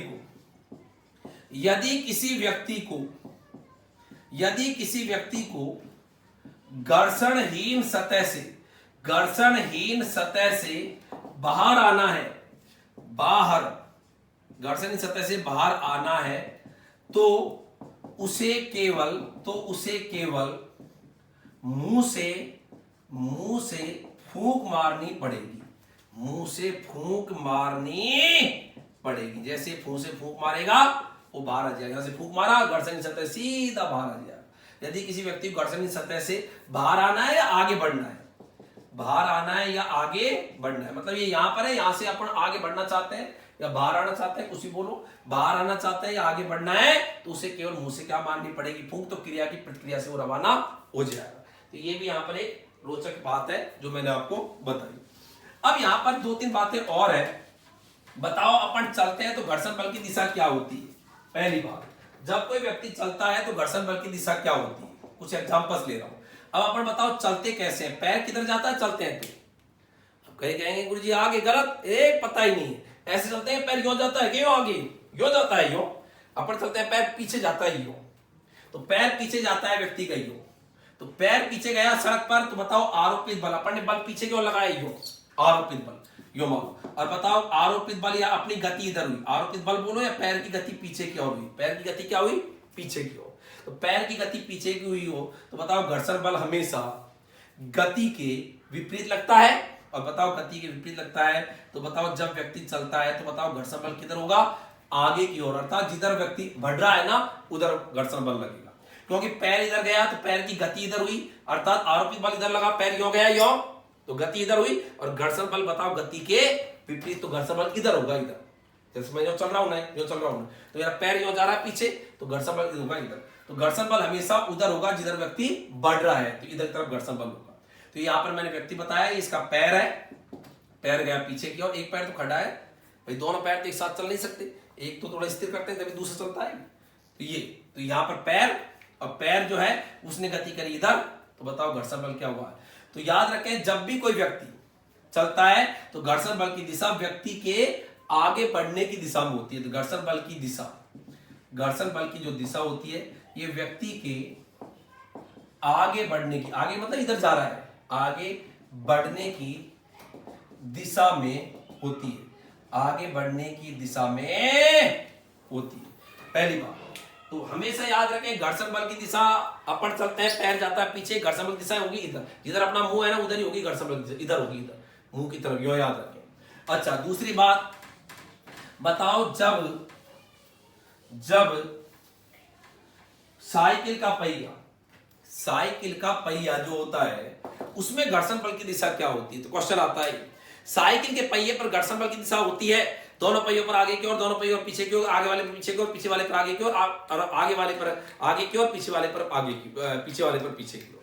वापिस बोल रहा हूं क्वेश्चन, साइकिल के पहियों पर घर्षण बल की दिशा होती है दोनों पहियों पर आगे की ओर, दोनों पहियों पर पीछे की ओर, आगे वाले पर पीछे की ओर, पीछे वाले पर आगे की ओर, आगे वाले पर आगे की ओर, पीछे वाले पर पीछे की ओर। अब यहां पर देखो, साइकिल, ये साइकिल है, ये साइकिल के दो पहिए, ये साइकिल का हैंडल, ये चलाने वाला, और ये साइकिल में आप जानते हो चैन चक्का, चैन चक्का होता है, चैन चक्का, ये पैडल मार रहा है और इसका हैंडल पकड़ लिया इसने, यो मान लो ये हैंडल बना रखा है मैंने, साइकिल का हैंडल ये। अब ये दो पहिए हो गए, ये तो है रियर व्हील, रियर का मतलब क्या होता है, पीछे वाला पहिया, रियर व्हील पीछे वाला पहिया, और ये साइकिल का कौन सा पहिया है बोलो, फ्रंट व्हील आगे वाला पहिया। अब देखो क्या करता है ये, जब आपने देखा होगा साइकिल के पहिए में पैडल मारते हैं, पैडल यूं चलता है, यूं, ये पैडल यूं गया, ये देखो यूं यूं पैडल यूं, अब ये यूं जाके फिर चैन यूं आ गई, ये तो आने वाली चैन है, लेकिन गई कैसे, यूं। तो पहिए को, पहिए क्या करता है, पैडल जो है वो चैन के द्वारा पहिए को पीछे को धकेलता है, देखो यूं यूं। तो बताओ यहां पर आरोपित बल किधर लगा, इधर, इस चैन ने पहिए को पीछे की ओर धकेला, यूं। ये तो चैन फिर जाने के बाद में आ गई, इसको नहीं, तो पहले तो यहीं पर चैन, तो यहीं पर तो यूं हो गई, तो ये पहिया यही तो कर रहा है यूं। तो बताओ आरोपित बल इधर हुआ, आरोपित बल चैन के द्वारा इधर लगा, आरोपित बल या गति चैन ने इधर तरफ झटका मारा, तो बताओ घर्षण बल, बताओ आरोपित बल के क्या लगता है बोलो बच्चों, विपरीत। तो बताओ पीछे वाले पहिए पर घर्षण बल की दिशा किधर होगी बोलो, आगे की ओर। तो पीछे वाले पहिए पर घर्षण बल किधर लगा, आगे की ओर। अब ये बताओ आगे वाला जो पहिया होता है ये कैसे चलता है, चलो पीछे वाले पर तो चैन के द्वारा चलता है, चैन यो चलाती है, यो पहिए को यो करती है, यो, ये मैंने खूब अच्छा एरो बना देता हूं, यो चल रहा है, यो आरोपित बल यो हो रहा है, यो इस पर ये चल रहा है चक्का यो, और यो हो रहा है, तो घर्षण बल किधर लगेगा, आरोपित बल के विपरीत अर्थात इधर की ओर। लेकिन ये आगे वाला पहिया फ्रंट व्हील कैसे चलता है, तो फ्रंट व्हील कैसे चलता है, तो इसके कारण क्या है, उसका क्या कारण है, तो फ्रंट व्हील जो होता है ना, इसमें तो कोई चैन चक्का भी नहीं होता। अब चैन चक्का नहीं होता तो अभी तो चलता ही है, ये पहिया तो चलता है नहीं, तो ये पहिया धकेला जाता है, केला, और केला का मतलब धकेला जाता है, पीछे से ये पहिया इसको धक्का मारता है। भाई पीछे वाला पहिया जब चल गया ना, और चलने के बाद में घर्षण बल इसको धक्का मार रहा है ऐसे, तो उसके कारण आगे के पहिए पर धक्का पड़ा है।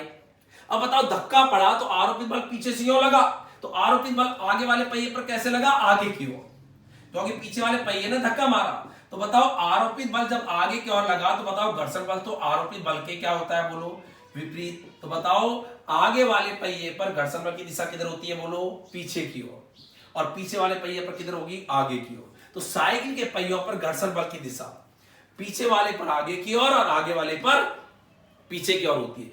लेकिन जब पैडल लगाना बंद कर देते हैं, ये तो तब है जब पैडल लगाता है, पैडल लगाता है, तो पैडल लगाता है जब, तो ये बात है। लेकिन पैडल मारना बंद कर दें, पैडल मारना बंद कर दें। अब बताओ साइकिल में पैडल मारना बंद कब करते हैं, पैडल मारना बंद करते हैं, साइकिल में कौन सी स्थिति होती है जब पैडल मारना बंद कर देते हैं, या तो क्या है कोई ढलान आती है, ढलान आ जाती है, थोड़ी देर सांस खा लेते हैं यार पैडल क्यों लगाए, या कई बार अपन गार्ड साइकिल में स्पीड पकड़ा देते हैं फिर थोड़ी देर रुक जाते हैं, या फिर कोई साइकिल में पीछे से धक्का मारने वाला हो तो अपन बस पैडल पर या पैर रख के खड़े हो जाते हैं, मतलब बैठ रहते हैं पैर रख के ही, और पीछे से कोई धक्का मारने वाला हो साइकिल पे ही हो। तीनों ही स्थितियों में, चाहे आप ढलान से उतर रहे हो, चाहे आपने साइकिल में गति कर ली फिर आप पैडल नहीं मार रहे, चाहे कोई आपको पीछे से धक्का मार रहा है, तीनों ही स्थितियों में एक आप पर धक्का बना हुआ है। तीनों ही स्थितियों में साइकिल पर क्या बना हुआ है, एक धक्का बना हुआ है। इधर कोई धक्का मार रहा है तो अभी दोनों पहियों पर गति करा रहा है, क्योंकि या तो पैडल तो मार नहीं रहे, या आप ऊपर से नीचे आ रहे हो, ढलान पर आ रहे हो, तो अभी कोई धक्का बना हुआ है, धक्का बना हुआ है। क्या आपने पहले से गति बढ़ा ली, साइकिल में स्पीड पकड़ ली एकदम तेज, और फिर थोड़ी देर रुके, तो अभी एक धक्का बना हुआ है।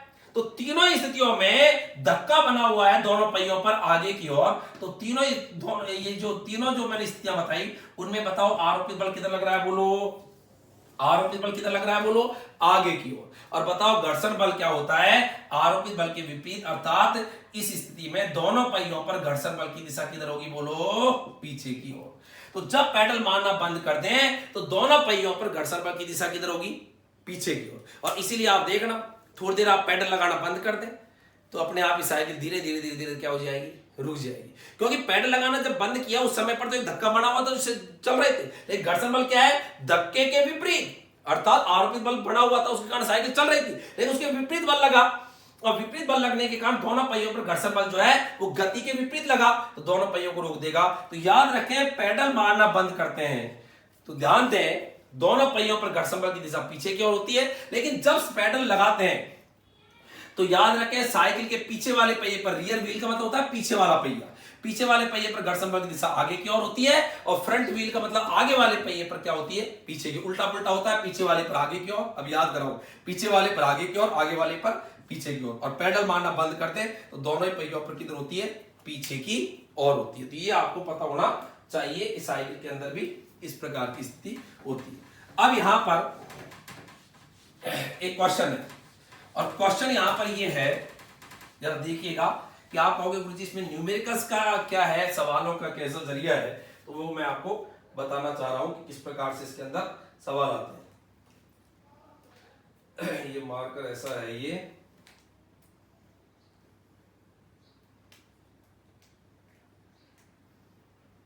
देखो क्वेश्चन यहां पर ये है, लाल से लिख देता हूं, क्वेश्चन यहां पर ये है 10 किलोग्राम द्रव्यमान का एक पिंड, 10 किलोग्राम द्रव्यमान का एक पिंड खुरदरी, क्षैतिज खुरदरी सतह पर रखा है। क्षैतिज, क्षैतिज का मतलब यो, क्षैतिज खुरदरी, क्षैतिज खुरदरी सतह पर रखा है। यदि घर्षण गुणांक, जो सतहों की प्रकृति में निर्भर करता है, घर्षण गुणांक 0.5 है, 0.5 है, तो 100 न्यूटन का आरोपित बल 200 है, 200 न्यूटन का आरोपित बल, कुछ भी ले सकते हैं, वो तो आंकड़े हैं, 200 न्यूटन का आरोपित बल लगाने पर पिंड में उत्पन्न त्वरण क्या होगा, पिंड में उत्पन्न त्वरण क्या होगा, ये आपका क्वेश्चन है। क्वेश्चन है 10 किलोग्राम द्रव्यमान का पिंड, कॉमा, क्षैतिज खुरदरी सतह पर रखा है। खुरदरी है इसका मतलब घर्षण है, क्षैतिज है मतलब बिल्कुल सिंपल है, ऐसे बिल्कुल एकदम क्षैतिज है, उस पर कोई पिंड रखा है, 10 किलोग्राम है, द्रव्यमान कितना है इसका, 10 किलो, m बराबर 10 किलो।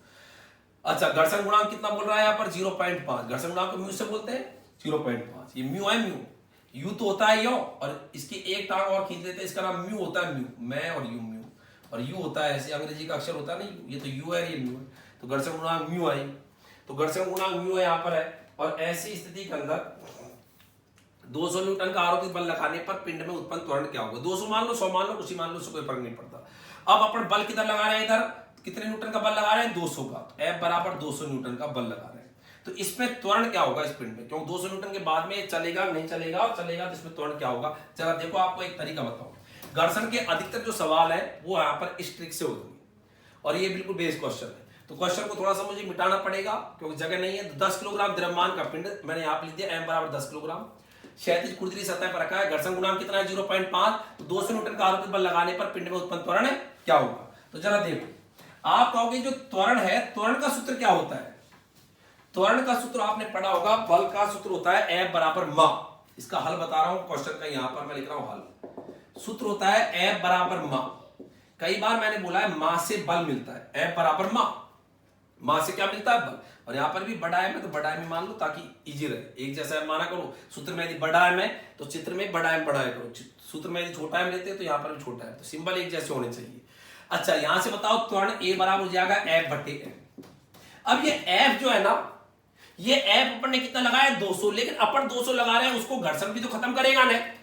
कभी भी याद रखना, जितना अपन बल लगाते हैं ना वो पूरा पूरा बल काम में नहीं आता, घर्षण बल उसमें हानि करता है। तो यहां पर बताओ हमारे बल को घर्षण बल क्या कर रहा है, निरस्त कर रहा है। तो नेट जो बल है, ये F का मतलब है यहां पर परिणामी बल, F को मैं बोलूं परिणामी बल, और M है यहां पर द्रव्यमान, और यहां पर मैं लिख दूं परिणामी बल होता है आरोपित बल माइनस घर्षण बल, आरोपित बल माइनस घर्षण बल, ये परिणामी बल का सूत्र है, याद रखें, मैंने हिंदी में लिख दिया सूत्र को, और बटे द्रव्यमान, बस ये आपका आंसर आ जाएगा, बराबर आरोपित बल बताओ कितना है, 200, उसमें से घर्षण बल कितना उत्पन्न हुआ। अब आप बताओ घर्षण बल कैसे निकालोगे। तो घर्षण बल का सूत्र क्या होता है, देखो इधर देखो, बताओ घर्षण बल का सूत्र। घर्षण बल का सूत्र बताओ, F बराबर क्या होता है, म्यू आर। F बराबर क्या होता है, म्यू आर। और R बराबर बताया था मैंने mg, R बराबर mg। तो घर्षण बल का सूत्र क्या होता है, बोलो म्यू mg, म्यू mg। तो घर्षण बल का सूत्र लिख दो यहाँ पर म्यू mg बटे में द्रव्यमान कितना m, बस ये मान जमा लो, उत्तर आ गया 200 आरोपित बल था, माइनस म्यू, म्यू का मतलब घर्षण गुणांक 0.5 क्वेश्चन में दे रखा है, m द्रव्यमान कितना 10 और g का मान भी 10 बटे में द्रव्यमान कितना 10, और ये हो गया 200 माइनस 10 गुणा 10 कितने हो गए 100 गुणा 0.5 बटे में कितना है ये 10। और यहां पर थोड़ा दिखने में दिक्कत आएगी, इसलिए इसको मैं थोड़ा यहां पर करना चाह रहा हूं, इस जगह कर देता हूं, ठीक है। 200 माइनस 100 को 5 से करेंगे तो 100 गुणा 5 500, लेकिन एक के बाद में 10 मिलाओ तो ये हो गया बटे में कितना बोलो नीचे 10। और बताओ 200 में से 50 गए, तो 200 में से 50 गए तो 150 बटे 10 और 1 0 से 1 0, तो बताओ उत्तर आ गया 15। और त्वरण का मात्रा होता है मीटर बटे second square, metre second minus 2। तो ये आपका यहाँ पर आंसर आया। कैसे आया आप ये देखो, बिल्कुल सिंपल है। चूंकि बल होता है F बराबर ma, तो त्वरण होता है A बराबर बल बटे द्रव्यमान, F बटा m। F क्या है यहाँ पर, परिणामी बल बटे द्रव्यमान। और परिणामी बल का सूत्र याद रखो, आरोपित बल माइनस घर्षण बल। आपने जितना बल लगाया उसमें से कितना घर्षण बल ने निरस्त कर दिया, तो परिणामी बल होता है आरोपित बल माइनस घर्षण बल बटे द्रव्यमान। आरोपित बल कितना है 200, घर्षण बल का सूत्र होता है म्यू mg, घर्षण बल का सूत्र होता है F बराबर म्यू आर और R बराबर mg। तो ये मैंने साइड में बता दिया, म्यू R बराबर होता है प्रतिक्रिया बल भार के बराबर mg, म्यू mg बटे में बस मान जमा दिए 200 माइनस म्यू का मान कितना है 0.5, m का मान 10, g का मान 9.8 भी ले सकते हो, लेकिन मैंने 10 ले लिया बटे द्रव्यमान कुल कितना 10। ये आ गया बस इसका सॉल्यूशन है। 200 माइनस 10 गुणा 10 कितना हुआ 100 गुणा 0.5 बटे 10। आगे देखो 200 माइनस 100 को 5 से करेंगे 500, लेकिन एक पॉइंट है तो ये लगा दिया अपन ने 50 बटे में 10, तो सॉल्व कर लोगे इसको तो ये आएगा 15 मीटर बटे सेकंड स्क्वायर। ये आपका आंसर है। अब यहां पर एक क्वेश्चन और है। एक लड़का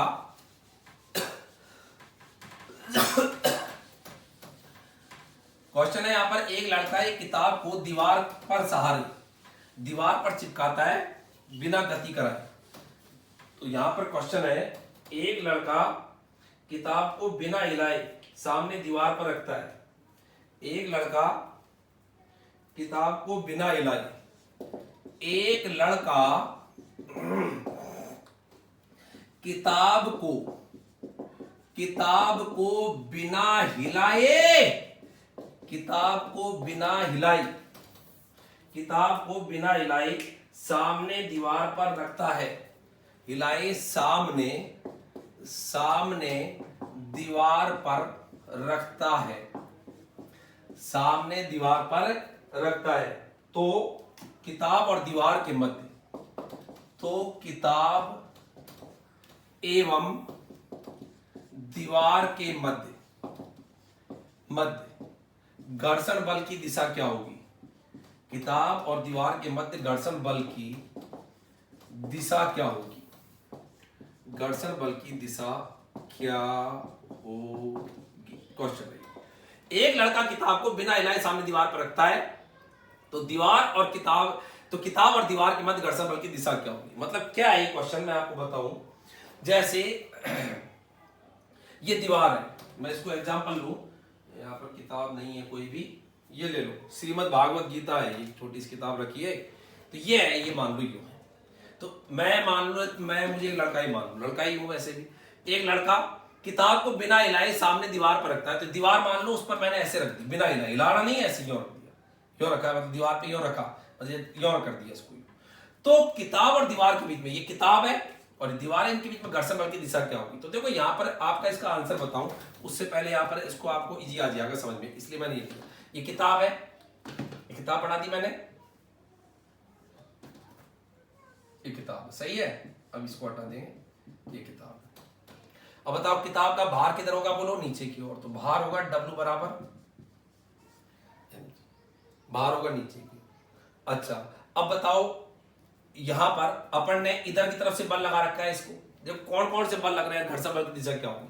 देखो मैंने इसको यो कर रखा है, यो दीवार पर यो कर रखा है, मतलब इधर से यो कर रखा है, ये मार्कर है, मार्कर देखो, मार्कर यो कर रखा है मैंने, इधर से बल लगा रखा है। तो मेरा बल तो है यो। तो बताओ जब मैंने यो कर रखा है तो दीवार की तरफ से भी एक बल आ रहा है इधर, तो मेरे बल को और उधर के बल को दोनों ने इसको यो कर दिया। अब बताओ भार है नीचे की ओर, तो इस भार को कौन सा बल निरस्त कर रहा है? नीचे, नहीं तो भार के कारण तो चीज नीचे आनी चाहिए, लेकिन मेरे इस भार को कौन निरस्त कर रहा है? तो मेरे ये जो किताब है, किताब के इस भार को कौन निरस्त कर रहा है? तो किताब के भार को कोई न कोई निरस्त कर रहा है, नहीं तो भार के कारण तो किताब नीचे आनी चाहिए। चलो मैंने किताब को यो कर दिया, तो ये मैंने बल लगाया इधर, इधर से एक बल आया इधर, तो दो बल तो क्लियर हुए। वापिस सुन लो, पहले मैंने यहां पर एक किताब ली, किताब को मैंने यो रख दिया, तो यो रख दिया तो मेरा बल यो है, यो हटाऊं मैं, तो मेरा बल यो लग रहा है किताब पर, यो लंबवत यो, और उधर से जो दीवार है उससे भी एक बल आ रहा है, तो ये दोनों निरस्त हो गए। अब किताब का जो भार है mg, इसको कौन निरस्त कर रहा है? नहीं तो किताबें खिसकनी चाहिए नीचे की तरफ, क्यों नहीं खिसक रही किताबें? तो किताब तो यो खिसकनी चाहिए, मैं तो यो ही तो लगा रखा है, किताब तो यो खिसकनी चाहिए नीचे, लेकिन इस किताब को कौन रोक रहा है? तो ये जो भार है, मिट गया ये भार जो होता है W बराबर mg, जिसके कारण वस्तु नीचे आनी चाहिए, इसको ये भार बराबर W बराबर mg नीचे की ओर, इसको ऊपर की ओर कोई न कोई बल है, और वही बल कौन सा है बोलो? घर्षण है बल, जो किताब को नीचे खिसकने से बचा रहा है। तो इस किताब के और दीवार के बीच में जो उभार है वो उसको रोक रहे हैं। मेरा बल यो, दीवार का बल ये, दोनों निरस्त हुए। अब भार के कारण किताब किधर जा रही है? नीचे, नीचे जानी चाहिए, लेकिन नीचे जा रही नहीं जा रही, उसको कोई ने किसने रोक रखा है? ऊपर की ओर कोई न कोई बल ने, और वो ऊपर की ओर जो बल हुआ है वो किताब और दीवार के बीच में कौन सा बल है? घर्षण बल। तो बताओ घर्षण बल की दिशा बताओ क्या होगी? किधर होगी घर्षण बल की दिशा? ऊपर की। और इसमें ऑप्शन ऐसे हैं, बाईं ओर, दाईं ओर, ऊपर की ओर, नीचे की ओर। तो बताओ राइट आंसर क्या आएगा? ऊपर की ओर। तो यहां पर घर्षण बल की दिशा होगी ऊपर की ओर, दाईं ओर, बाईं ओर, नीचे ओर नहीं, क्या बोलोगे? ऊपर की ओर घर्षण बल की दिशा होगी। तो ये क्वेश्चन है कि एक लड़का दीवार को बिना हिलाए सामने दीवार पर रखता है, तो किताब और दीवार के मध्य घर्षण बल की दिशा क्या होगी? तो अपर ने बल इधर लगाया, प्रतिक्रिया बल इधर लगा, भार जो है वो नीचे की ओर है, तो भार को जिस बल ने निरस्त किया है, नहीं तो किताब नीचे की ओर यूं फिसलती हो, लेकिन जिसने निरस्त किया वो घर्षण बल है। तो बताओ घर्षण बल किधर होगा? ऊपर की ओर। तो ये भी घर्षण बल के अंदर एक सूत्र था, एक सवाल था जो अपन ने यहां पर किया। तो आज हमने संपूर्ण घर्षण के बारे में अपन ने देखा है कि घर्षण होता क्या है, घर्षण बल क्या होता है, घर्षण स्थिर अवस्था में भी होता है, उसे स्थितिक घर्षण बोलते हैं, और गतिशील अवस्था में होता है गतिक घर्षण, और एक होता है लोटनी घर्षण। और घर्षण जो है उसको कम करने के तरीके क्या हैं, घर्षण के फायदे भी हैं, घर्षण के नुकसान भी है, इसलिए घर्षण को हम बोलते हैं घर्षण एक आवश्यक दोष है। तो ये सब कुछ इस टॉपिक के अंदर देखा।